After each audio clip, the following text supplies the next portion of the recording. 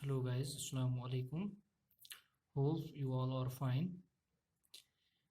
मैंने पिछले दो वीडियोस में आपको ट्रांसलेशन का बताया था और ये हमने वो पढ़ा था, but I repeated the topic because some students have missed the topic. मेरी आपसे एक गुजारिश है कि जब भी आप कोई भी आप जब ऑनलाइन लेक्चर देखोगे, चाहे वो बॉटनी का हो या किसी और सब्जेक्ट का हो, फिजिक्स का हो या किसी और सब्जेक्ट का हो, आप अपनी रफ कॉपी जो है सामने रखिए, क्योंकि कुछ जो पॉइंट्स हैं वो आप उस टाइम नोट करेंगे। तो और मेरी आपसे एक और रिक्वेस्ट है कि जो भी हमने क्लासेस में पढ़ा है, जितने भी टॉपिक्स हमने क्लासेस में पढ़ा है, आपसे ये गुजारिश है कि रिक्वेस्ट कि वो आप सारे टॉपिक्स जो है, जितना भी पढ़ा है आपने, जितना भी सिलेबस आप लोगों ने अभी तक कवर किया है, आप अभी उस पर ध्यान दो। अभी आप उस वो जो है कंप्लीट करो, ताकि फिर आगे आपको वो जो पिछला जो है वो आपको रिपीट ना करना पड़े। तो आज का जो मैं लेक्चर बना रहा हूँ, ये है कम्प्लीमेंट्री एंड सप्लीमेंट्री जीनस। ये टॉपिक है जेनेटिक्स का। क्लास में हमने ये टॉपिक नहीं पढ़ा था, तो मैंने सोचा कि इसी आज मैं यही टॉपिक आपको बताऊं, क्योंकि ये टॉपिक हमें मिस हुआ है। Complementary genes and supplementary genes आज हम यही पढ़ेंगे। कोई भी क्वेश्चन हो, किसी भी टॉपिक के रिलेटेड आपको कोई भी क्वेश्चन हो, आप मुझे कॉल कर सकते हैं या मेरे नंबर पे आप मुझे व्हाट्सएप पे। First will start supplementary genes. जैसे मैंने बताया आपको कि आज का जो टॉपिक है हमारा, यह है सप्लीमेंट्री एंड कम्प्लीमेंट्री जीन्स। तो सप्लीमेंट्री जीन्स की मैंने यहाँ पे डेफिनेशन क्या रखी है। देखो, सप्लीमेंट्री जीन्स की डेफिनेशन क्या है। Two independent pairs of genes. बेटा यहाँ पे ये चीज आपको नोट करने की जरूरत है। Two independent pairs of genes, that means two pairs of genes, they are independent on each other. That means they are located on two different chromosomes. दो अलग अलग chromosomes पे ये पेयर ये जीन्स जो है प्रेजेंट हैं, which interact, जब ये आपस में interact करते हैं, when these two independent of genes will interact with each other, जब ये एक दूसरे के साथ interact करेंगे या एक दूसरे के साथ combine करेंगे, they will produce a new trait. यहाँ पे क्या प्रोड्यूस करेंगे? New trait. ये एक नया जो ट्रेट है वो इफेक्ट, नया जो एक ट्रेट है वो एक्सप्रेस करेंगे। But each dominant gene alone produces its own trait. यहाँ पे जब भी ये जो इन ट्रेट जीन्स हैं, जब ये डोमिनेंट फॉर्म में अलग से प्रेजेंट होंगे, when they are present in dominant form alone, जब ये alone अलग से डोमिनेंट फॉर्म में प्रेजेंट होंगे, ये अपना जो ट्रेट है वो खुद एक्सप्रेस करेंगे। दैट मीन्स जब कोई इन पेयर्स में से एक पेयर डोमिनेंट होगा, दूसरा रिसेसिव होगा, the dominant gene will produce its own trait, and when they interact with each other, that means जब ये दोनों डोमिनेंट फॉर्म में प्रेजेंट होंगे, at that time they will produce new trait. For example, इसकी हम example क्या लेंगे, जो है different breeds of chicken. Different breeds of chicken, different breeds of chicken जो है, इनमें जो है डिफरेंट कॉम्ब्स पाए जाते हैं, इनमें डिफरेंट कॉम्ब्स पाए जाते हैं। कॉम्ब्स क्या होता है? That are present on their upper side on their head. तो कॉम्ब्स डिफरेंट प्रेजेंट होंगे। एक ब्रीड ऑफ चिकन है जिसमें प्रेजेंट है पी कॉम्ब। द नंबर 2, उसमें प्रेजेंट है रोज कॉम्ब। तो ये जो यहाँ पे है, these are the two breeds of chicken, one which has pea comb and another which has rose comb. यहाँ पे pea comb पे अगर हम देखेंगे, here the p is dominant, that means this pair of gene is responsible for the pea comb, and r is recessive. यहाँ पे p is recessive and r is dominant. Here this r which is present in dominant form, it is responsible for the rose comb. That means only the dominant pair is expressed here. That means here this r is present alone in dominant form, it is producing its own effect, and here this p and p is alone present in dominant form, it expresses its character which is p comb. But when these two pairs of genes combine with each other, when they interact with each other, that means when both are present in dominant form. For example, if we take example PP and RR, here both the pairs of genes are present in dominant form. Here the new trait will be produced, that means new trait will be expressed, that will be something different. So this is supplementary genes. When the two independent pairs of genes, when two independent pairs of genes interact with each other to produce new trait. Here you can see that this P and this RR both are present in independent form. They will both are present in dominant form. They will produce new trait. But when they are present alone in dominant form, as we can see here, they are present alone in dominant form. Here, this P and P is present in dominant form, but the beta gene, which is responsible for the rose comb, is in recessive. That means the gene which is responsible for this P comb will express its trait, will express its own trait. And here, the R, which is responsible for rose comb, will express its own trait. Now we will see the cross between these two breeds of chicken, what we will get, and then we will see here, we will see the cross here between two breeds of chicken. First of all, we will see P comb.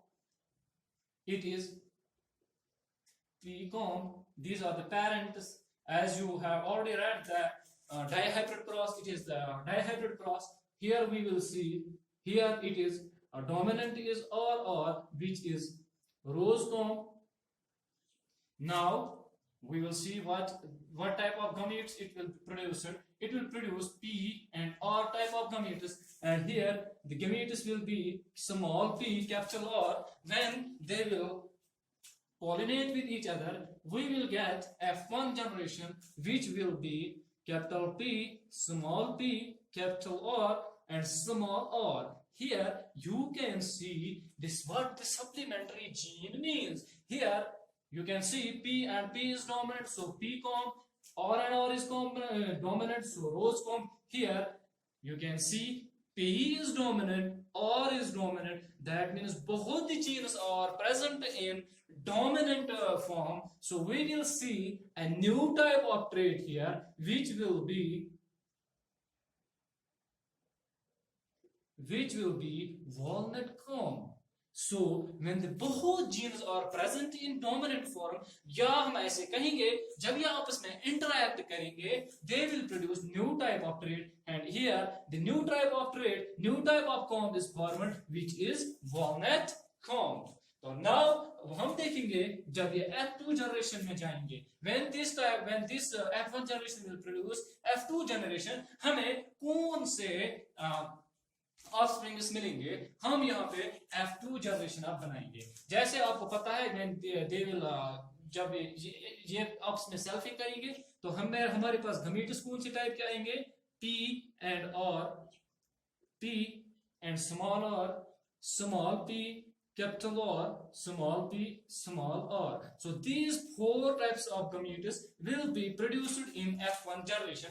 जब ये gametes आपस में fusion करेंगे तो हम देखेंगे हमारे पास जो F2 जनरेशन है वो हमें कौन सी मिलेगी. जैसे आपको चेकरबोर्ड वाला मेथड लगाएंगे. चेकरबोर्ड आपको पता है, चेकरबोर्ड वाला मेथड हम यूज करेंगे यहाँ पे.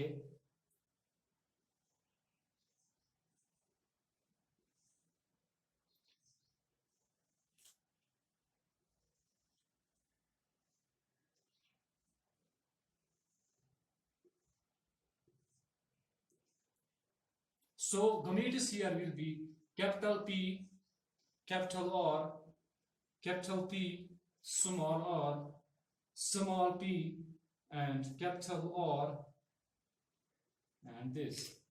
यहां से भी यही वाले gametes आ जाएंगे.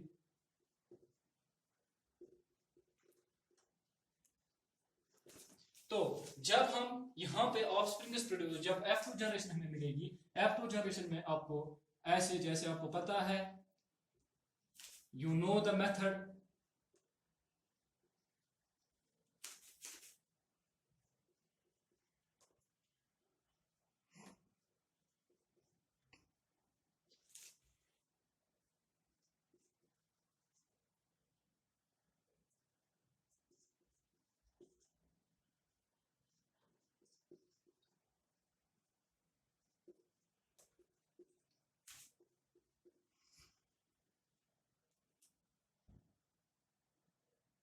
sorry, this will be capital P.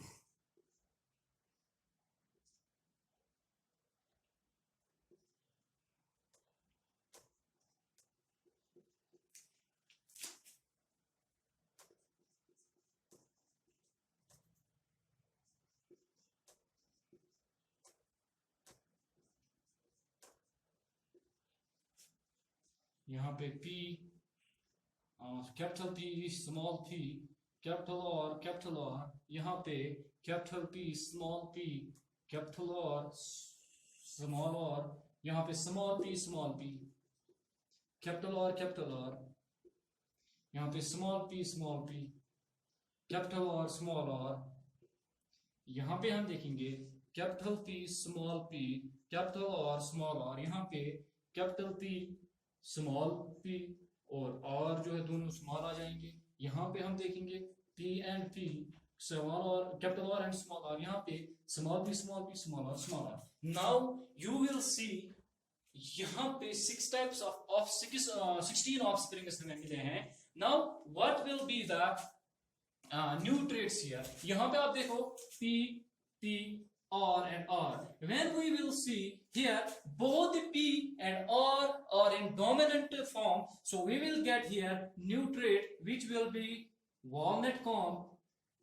तो यहाँ पे अगर हम देखेंगे here both P and R are in dominant phase, so we will see our walnut. यहाँ पे भी आप देखेंगे walnut आएगा, यहाँ पे भी, क्योंकि because you can see P and R both in dominant, P and R both in dominant, P and R both in dominant. But when we see this form P and small capital P and small r, जैसे यहाँ पे ये है capital P, small r, capital P, small r, here you will see P जो है, P यहाँ पे dominant form में है, यहाँ पे P dominant form में है, R जो है वो recessive form में है। That means the gene which is responsible for P comb is in dominant form and the gene which is responsible for rose comb is in recessive form. So here the P will express its own trait, that is P comb. यहाँ पे देखेंगे दोनों जो है आपस में interact कर रहे हैं, both are present in dominant form, so this will be walnut comb. यहाँ पे P comb आप देखेंगे,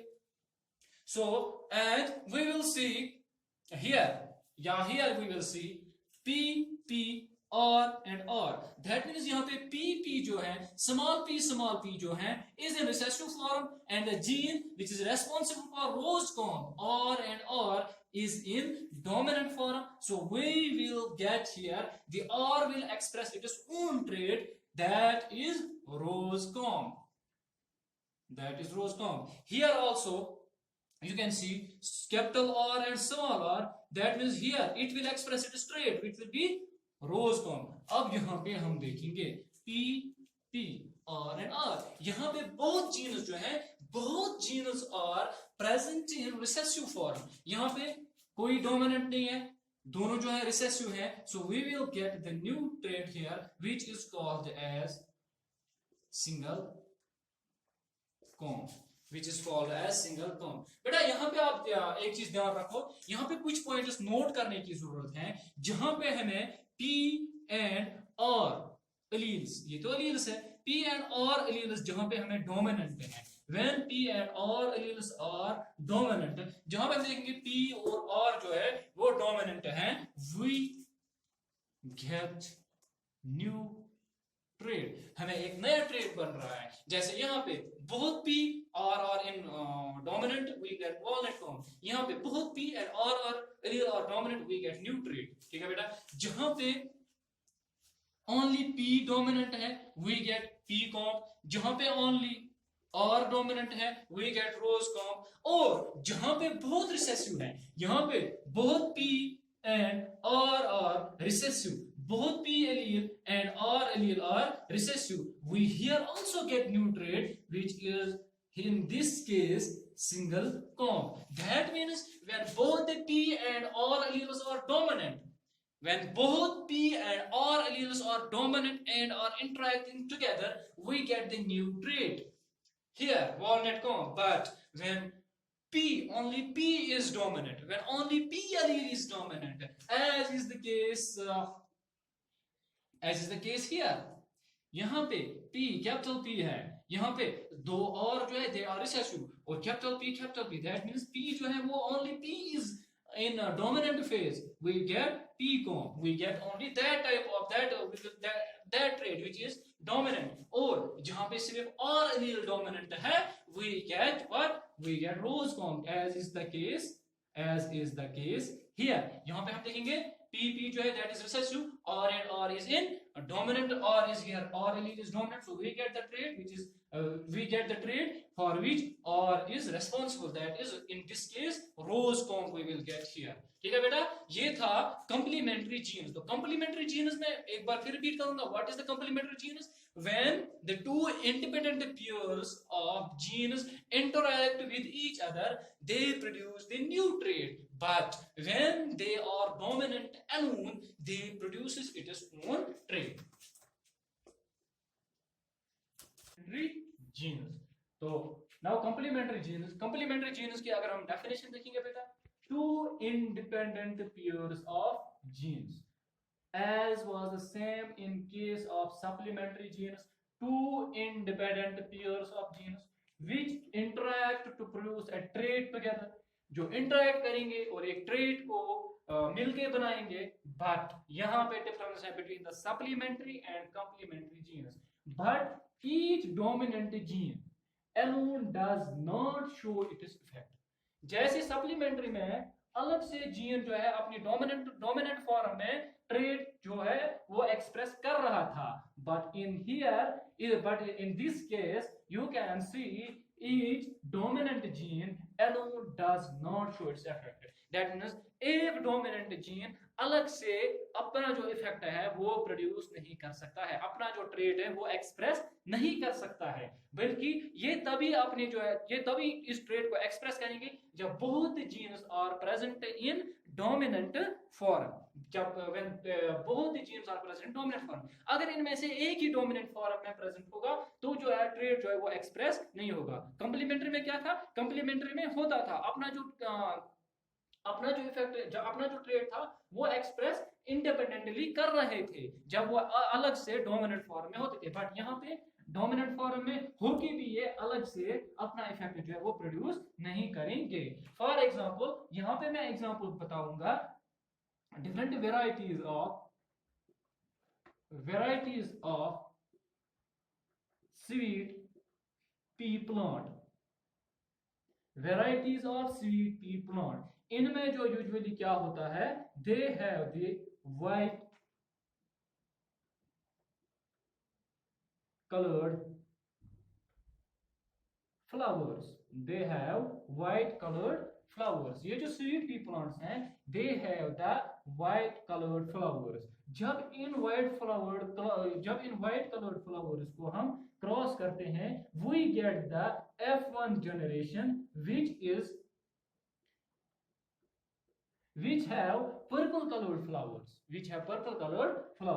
और F2 जनरेशन में हमें क्या मिलता है, we get the ratio 9:7. Usually we get the ratio of 9:3:1 in case of dihybrid cross, but here we get 9:7, which is 9 are purple and 7 are white colored flowers. So आप यहाँ पे देखेंगे when white colored flowers, जब हम दो white colored flowers को आपस में क्रॉस करते हैं we get the F1 generation which has purple colored flowers, और F2 जनरेशन में हमें क्या मिलता है, 9:7 रेशियो में हमें मिलता है। ये क्यों होता है, ये हम क्रॉस देखेंगे between the white coloured flowers में, तब आपको पता चलेगा कि क्यों होता है। जैसे एज मैंने डेफिनेशन में बताया कंप्लीमेंट्री जीनस में क्या होता है, कंप्लीमेंट्री जीनस में दो पेयर्स ऑफ जीनस आपस में मिलके एक ट्रेट को एक्सप्रेस करते हैं और अलग से वो इस ट्रेट को अपनी डोमिनेंट फॉर्म में एक्सप्रेस नहीं कर सकते हैं। यहां पे हम देखेंगे, यहां पे जो है जो पर्पल कलर्ड फ्लावर्स जो पर्पल कलर्ड फ्लावर्स हैं, इनमें क्या होता है, इनमें ये इफेक्ट, ये जो पर्पल कलर्ड जो फ्लावर्स हैं they are controlled by two pair of genes, एक तो है C and C और है E and E. What this C and C is, ये जो एक जीन है, एक पेयर ऑफ जीन है C and C, it synthesizes the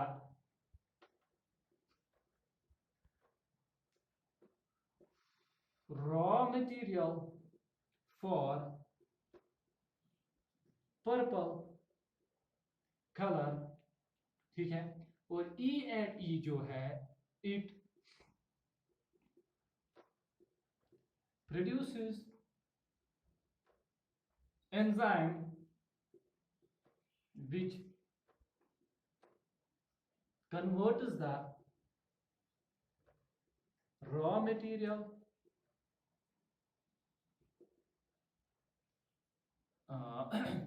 into purple colour. तो बेटा यहां पे आप ध्यान से देखो, यहां पे बात समझने की ये है कि जो यहाँ पे पर्पल कलर्ड फ्लावर है, जो यहाँ पे हमें हमारे पास पर्पल कलर फ्लावर मिलता है, वो कंट्रोल होता है by two pair of jeans.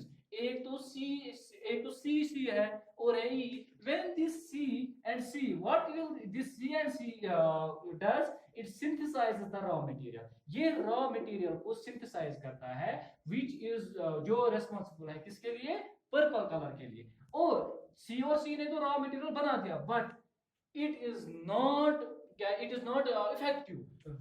Effective ये कब बनता है, when this enzyme converts the raw material into purple colour. यहां पे सिर्फ रॉ मटेरियल बनता है, कन्वर्ट नहीं होता है। कन्वर्ट ये इस जीन से होता है। तो ये दो जीन्स जो है आपस में इंटरेक्ट करते हैं, एक चीज को, एक ट्रेड को वो एक्सप्रेस करते हैं। बट जब इनमें से एक ही डोमिनेंट फॉर्म में होगा, एक ही डोमिनेंट फॉर्म में होगा, वो अलग से अपना जो है ट्रेड जो प्रोड्यूस नहीं कर सकता है। क्यों? फॉर एग्जांपल अगर हमारे पास फ्लावर एक है जिसमें सी और सी रिसेसिव फॉर्म में है, ई और ई जो है वो डोमिनेंट फॉर्म में है, यहां पे क्या हो जाएगा बेटा, यहां पे एंजाइम तो बनेगा, here the enzyme will be produced, but the raw material will not be produced, because the gene which is responsible for the synthesis of raw material is present in recessive form. So enzyme तो बनेगा but raw material नहीं बनेगा। तो enzyme किसको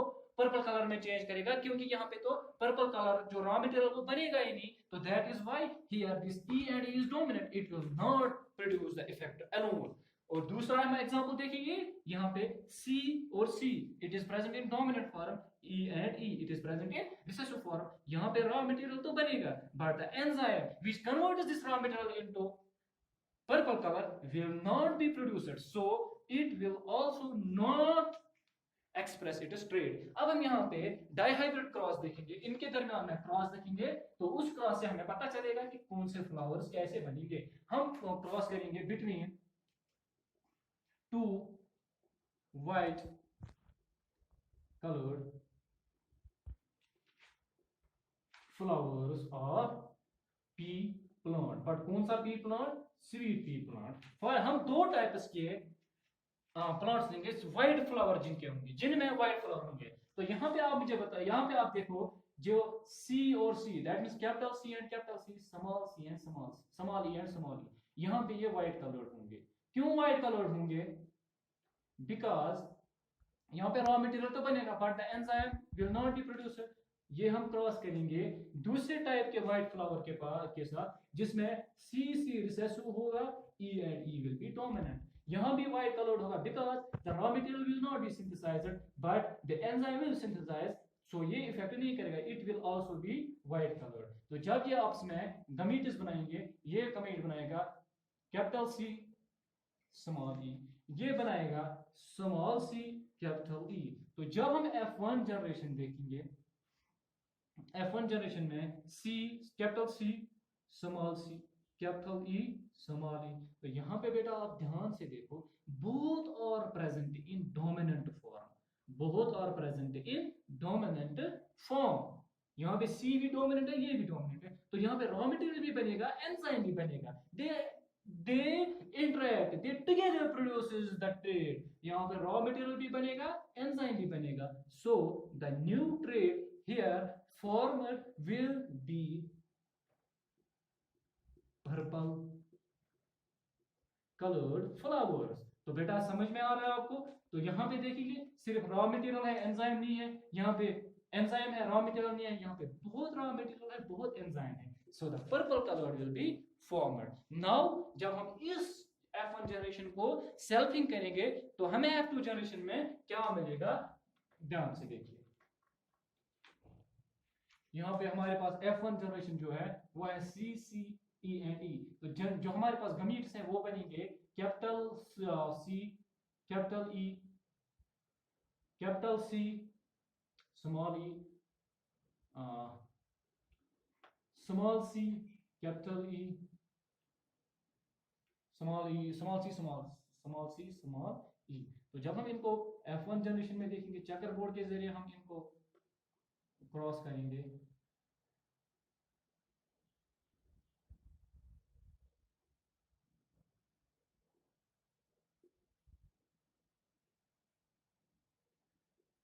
CE,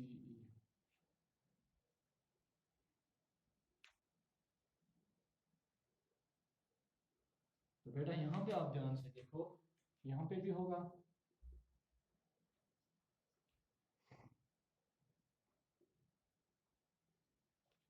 ठीक है बेटा, तो ये हमें मिलेगा small C, capital C, capital C, capital E, capital E, capital C, capital C, capital E, small E.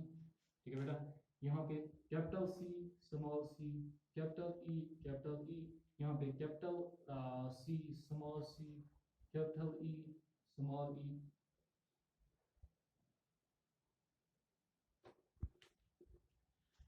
यहाँ पे capital C, capital C, capital E, small E. यहाँ पे capital C, capital C, small E, small E. यहाँ पे capital C, small C, capital E and small E. यहाँ पे ये हमें मिलेगा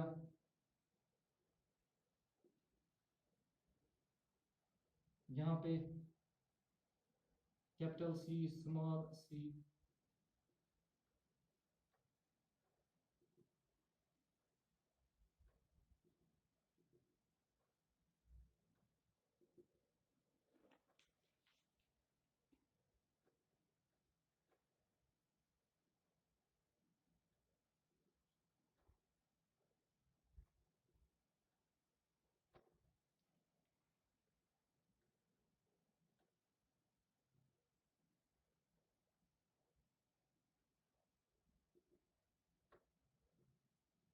बेटा यहाँ पे ध्यान से देखो आप, हियर यहाँ पे क्या हमें कौन सा हमें मिलेगा, यहाँ पे मिलेगा पर्पल।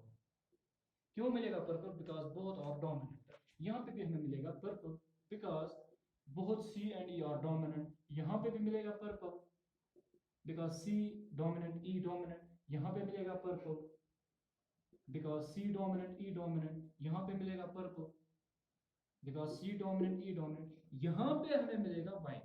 क्यों व्हाइट मिलेगा? वो बिकॉज सी तो डोमिनेंट है बट ई इज रिसेसिव। जैसे कॉम्प्लीमेंट्री जीन्स में मैंने बताया कि एक जो है एनोन जो है वो अपना कोई इफेक्ट प्रोड्यूस नहीं कर सकता है। यहाँ पे रॉ मटेरियल तो बनेगा but enzyme will not be produced. यहाँ पे पर्पल, बोथ आर डोमिनेंट। यहाँ पे हमारे पास है capital C, small C, capital E, capital E. यहाँ पे मिलेगा व्हाइट, यहाँ पे पर्पल, यहाँ पे पर्पल, यहाँ पे पर्पल, तो यहाँ पे व्हाइट। बिकॉज यहाँ पे हमें क्यों व्हाइट मिलेगा? क्योंकि यहाँ हमारे पास सी और सी जो है रिसेसिव है, ई और ई जो है रिसेसिव डोमिनेंट है। Enzyme will be produced but the raw material will not be produced. यहाँ पे भी सॉरी, यहाँ पे भी व्हाइट मिलेगा बिकॉज जो सी और सी, ये कैपिटल सी है और रिसेसिव, ई एंड ई और डोमिनेंट। यहाँ पे पर्पल, यहाँ पे व्हाइट बिकॉज ई और ई जो है रिसेसिव है। यहाँ पे व्हाइट, ई और सी और सी रिसेसिव है। यहाँ पे भी white because both are recessive. तो अगर आप देखोगे हमारे पास टोटल व्हाइट कितने हैं? 1 2 3 4 5 6 एंड 7। दैट मीन्स हमारे पास जो है रेशियो जो हमें यहाँ पे मिल रहा है पर्पल इज टू व्हाइट। सिर्फ 2 टाइप्स ऑफ मिलते हैं, purple is to white, white is 7। So purple और 9 और 17 होता है 16। तो हमें यहाँ पे जो रेशियो मिल रहा है 9:7, पर्पल इज टू वाइट। जैसे हमने इस क्रॉस में देखा था, हमने 2 व्हाइट फ्लावर्स को क्रॉस किया था।